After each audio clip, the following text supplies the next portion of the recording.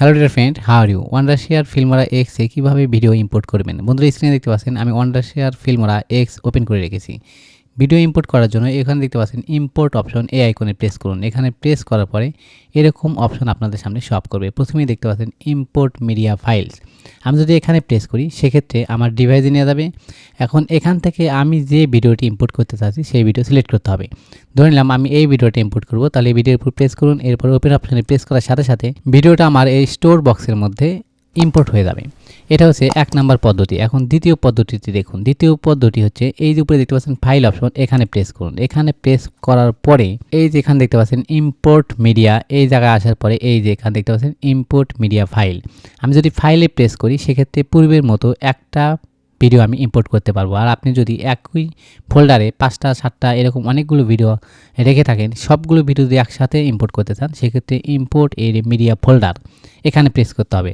এখানে প্রেস করলে ফোল্ডারের যাবতীয় ভিডিও কিন্তু এখানে আপলোড হবে। অর্থাৎ প্রথমে যে অপশনটা দেখেছিলাম সেখানে কিন্তু ইম্পোর্ট এ মিডিয়া ফোল্ডার ছিল। আপনি চাইলে সেখান থেকেও পুরো ফোল্ডার ইম্পোর্ট করতে পারবেন।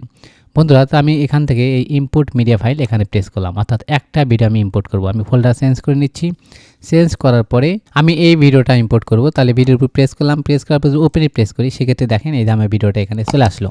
এটা হচ্ছে 2 নাম্বার পদ্ধতি। তাহলে 1 নাম্বার এবং 2 নাম্বার দুইটা পদ্ধতি আপনারা দেখতে পেলেন।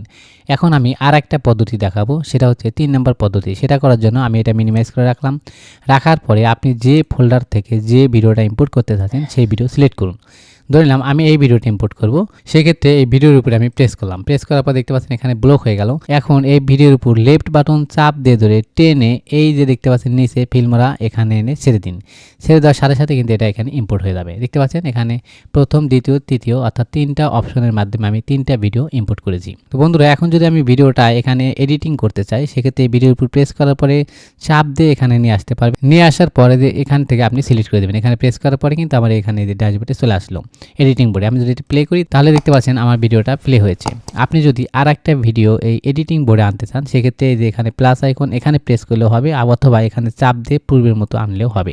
তো আমি প্লাস অপশনে প্রেস করলাম। এখন দেখেন পরের ভিডিওটা এখানে চলে আসলো। তো বন্ধুরা, আশা করি বুঝতে পেরেছেন কিভাবে ওয়ান্ডারশেয়ার ফিল্মোরা এক্স এ ভিডিও ইম্পোর্ট করতে হয়। ভিডিওটি কেমন লাগলো তা অবশ্যই কমেন্টস করে জানাবেন এবং এরকম ইনফরমেটিভ ভিডিও পেতে আমাদের চ্যানেলটি সাবস্ক্রাইব করে আমাদের সাথেই থাকবেন। ধন্যবাদ।